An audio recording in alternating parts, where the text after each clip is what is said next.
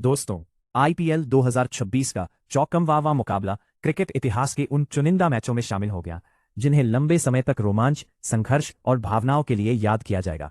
रायपुर के शहीद वीर नारायण सिंह अंतर्राष्ट्रीय स्टेडियम में खेले गए इस मुकाबले में रॉयल चैलेंजर्स बेंगलुरु और मुंबई इंडियंस आमने सामने थी।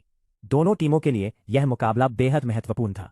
आरसीबी इस जीत के साथ अंक तालिका में शीर्ष स्थान मजबूत करना चाहती थी, जबकि मुंबई इंडियंस के लिए यह मुकाबला करो या मरो जैसा था।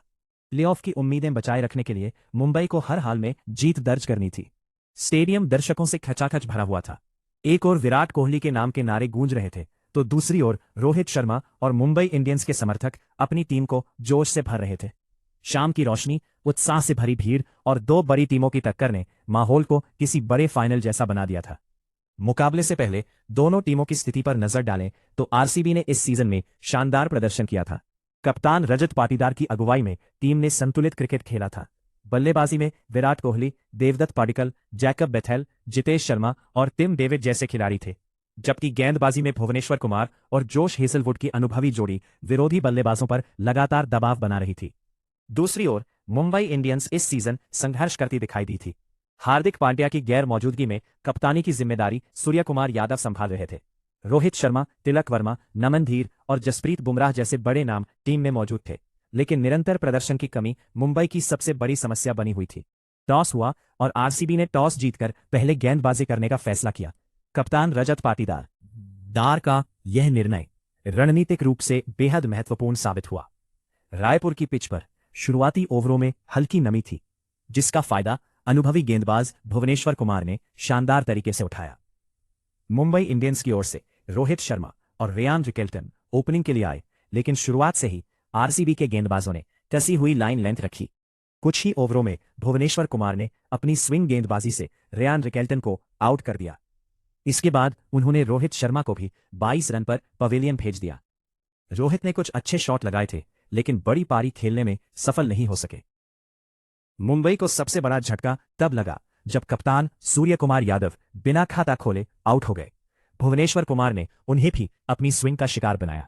एक समय मुंबई इंडियंस का स्कोर बेहद खराब स्थिति में पहुंच गया था और ऐसा लग रहा था कि टीम 100 रन तक भी संघर्ष करेगी। आरसीबी के खिलाड़ियों का आत्मविश्वास चरम पर था। विराट कोहली मैदान में लगातार खिलाड़ियों का उत्साह बढ़ा रहे थे और कप्तान रजत पाटीदार आक्रामक फील्ड सेटिंग के साथ दबाव बनाए हुए थे। ऐसे मुश्किल समय में युवा बल्लेबाज नमन धीर और तिलक वर्मा ने मुंबई की पारी को संभाला। शुरुआत में दोनों ने संभलकर बल्लेबाजी की और विकेट बचाने पर ध्यान दिया। जब गेंद पुरानी हुई और पिच आसान लगने लगी, तब उन्होंने शॉट खेलने शुरू किए। नमन धीर ने शानदार आत्मविश्वास के साथ बल्लेबाजी की। उन्होंने ड्राइव, पुल और कट शॉट्स की मदद से तेजी से रन बनाए। दूसरी ओर तिलक वर्मा ने एक छोर संभाल कर रखा और परिपक्व बल्लेबाजी का प्रदर्शन किया। दोनों के बीच हुई साझेदारी ने मुंबई को मैच में वापस ला दिया। दर्शकों को एक बार फिर उम्मीद होने लगी कि मुंबई सम्मानजनक स्कोर तक पहुंच सकती है। नमन धीर अर्धशतक से केवल 3 रन दूर रह गए। उन्होंने 32 गेंदों में 47 रन बनाए, 5 चौके और 2 छक्के शामिल थे। उनकी पारी ने मुंबई को संकट से बाहर निकाला। उनके आउट होने के बाद भी तिलक वर्मा डटे रहे। उन्होंने धैर्य और आक्रामकता का बेहतरीन संतुलन दिखाया। 37 गेंदों में अपना अर्धशतक पूरा करने वाले तिलक ने एक बार फिर साबित किया कि वे मुंबई इंडियंस के सबसे भरोसेमंद बल्लेबाजों में से एक हैं। उन्होंने दबाव में भी अपने शॉट चयन पर पूरा नियंत्रण रखा और गेंदबाजों को कोई मौका नहीं दिया। अंतिम ओवरों में तिलक वर्मा ने तेजी से रन बटोरे। उन्होंने 57 रनों की शानदार पारी खेली, जो मुंबई की पारी की रीढ़ साबित हुई। विल जैक्स, राज बावा और कॉर्बिन बॉश जैसे बल्लेबाज ज्यादा योगदान नहीं दे सके, लेकिन तिलक की बदौलत मुंबई इंडियंस 20 ओवर में 7 विकेट पर 166 रन बनाने में सफल रही। यह स्कोर बहुत बड़ा नहीं था, लेकिन मैच के दबाव और पिच की प्रकृति को देखते हुए चुनौतीपूर्ण जरूर था। आरसीबी की ओर से भुवनेश्वर कुमार ने 4 विकेट लेकर गेंदबाजी का मास्टर क्लास पेश किया। उन्होंने नई गेंद से विकेट लेने के साथ साथ बीच के ओवरों में भी रन गति पर नियंत्रण रखा। जॉश हेजलवुड ने किफायती गेंदबाजी की। रसिक सलामदार और रोमारियो शेपर्ड ने भी महत्वपूर्ण विकेट लिए। इस सामूहिक प्रदर्शन ने मुंबई को 180 के पार जाने से रोक दिया। 166 रनों के लक्ष्य का पीछा करने उतरी आरसीबी की शुरुआत किसी बुरे सपने जैसी रही। विराट कोहली बिना खाता खोले दीपक चाहर की गेंद पर आउट हो गए। स्टेडियम में मौजूद मुंबई के समर्थकों में खुशी की लहर दौड़ गई। विराट के जल्दी आउट होने से आरसीबी पर भारी दबाव आ गया। इसके बाद देवदत्त पडिक्कल और रजत पाटीदार भी ज्यादा देर तक क्रीज पर नहीं टिक सके। 29 रन के स्कोर तक आरसीबी ने 3 बड़े विकेट खमा दिए और मुंबई पूरी तरह मैच पर हावी दिखाई देने लगी। इस कठिन परिस्थिति में युवा बल्लेबाज जेकब बेथेल और अनुभवी ऑलराउंडर कृणाल पांड्या ने पारी को संभाला। बेथेल ने धैर्य के साथ बल्लेबाजी करते हुए 26 महत्वपूर्ण रन बनाए। उन्होंने स्ट्राइक रोटेट की और कृणाल को सेट होने का मौका दिया। 9 ओवर के बाद आरसीबी का स्कोर 63 रन था। मैच पूरी तरह संतुलन में था और दोनों टीमों के समर्थकों की धड़कनें तेज हो चुकी थीं। इसके बाद कृणाल पांड्या ने अपनी बल्लेबाजी का स्तर और ऊंचा कर दिया। उन्होंने मुंबई के गेंदबाजों पर दबाव बनाना शुरू किया। कवर ड्राइव, पुल शॉट और लॉन्ग ऑन के ऊपर लगाए गए छक्कों ने दर्शकों को रोमांचित कर दिया। उन्होंने केवल 32 गेंदों में अपना अर्धशतक पूरा किया। यह पारी केवल रन बनाने तक सीमित नहीं थी। ये अनुभव, धैर्य और आत्मविश्वास का शानदार प्रदर्शन थी। जितेश शर्मा ने 18 रन बनाकर उनका अच्छा साथ दिया और दोनों ने आरसीबी को मजबूत स्थिति में पहुंचा दिया। 15 ओवर के बाद आरसीबी 124 रन तक पहुंच चुकी थी और जीत करीब लग रही थी। लेकिन तभी मैच ने नया मोड़ लिया। कॉर्बिन बॉश ने शानदार गेंदबाजी करते हुए लगातार विकेट झटके। जितेश शर्मा आउट हुए, फिर टिम डेविड बिना खाता खोले पवेलियन लौट गए। अचानक मैच फिर से मुंबई की ओर झुकता दिखाई दिया। हर गेंद के साथ तनाव बढ़ता जा रहा था। मैदान में बैठे दर्शक अपनी सीटों पर टिक नहीं पा रहे थे। ऐसे दबाव में भी कृणाल पांड्या ने संयम नहीं खोया। उन्होंने शानदार बल्लेबाजी जारी रखी और स्कोरबोर्ड को आगे बढ़ाते रहे।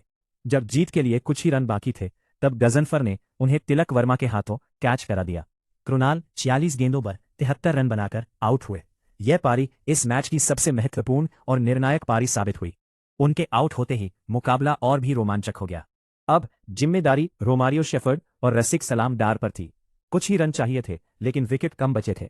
मुंबई के गेंदबाज पूरी ताकत से गेंदबाजी कर रहे थे। हर गेंद पर दर्शकों की सांसें थम जाती थीं। अंततः आरसीबी ने संयम बनाए रखा और 8 विकेट खोकर 167 रन बनाते हुए मुकाबला 2 विकेट से जीत लिया।